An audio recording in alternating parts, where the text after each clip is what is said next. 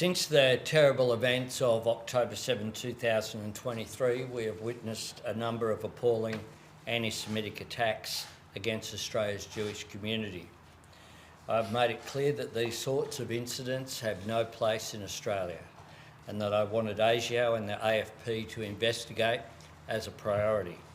ASIO has now gathered enough credible intelligence to reach a deeply disturbing conclusion that the Iranian government directed at least 2 of these attacks.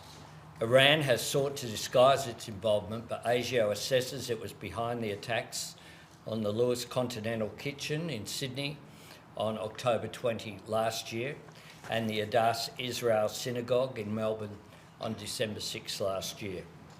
ASIO assesses it is likely Iran directed further attacks as well.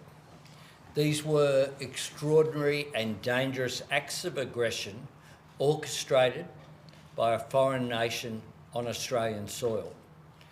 They were attempts to undermine social cohesion and sow discord in our community. It is totally unacceptable, and the Australian government is taking strong and decisive action in response. A short time ago, we informed the Iranian ambassador to Australia that he would be expelled. We have suspended operations at our embassy in Tehran, and all our diplomats are now safe in a third country.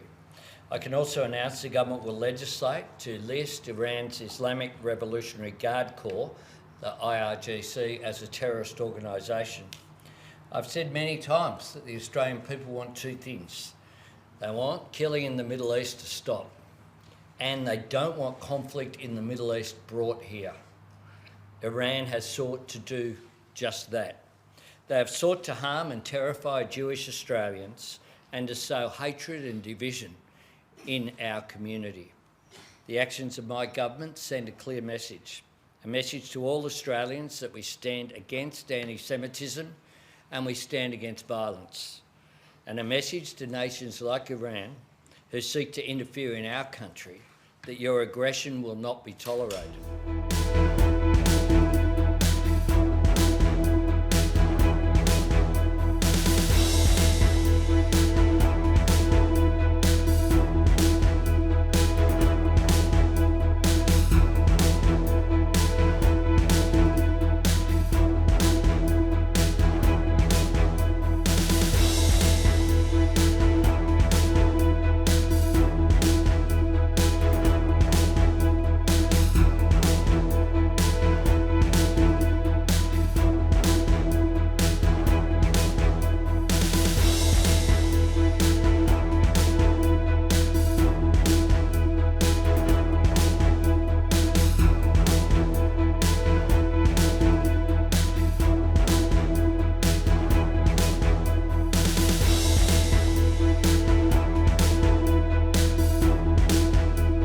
But we have seen a very troubling, deeply troubling rise in anti-Semitic incidents and behaviour at home since then.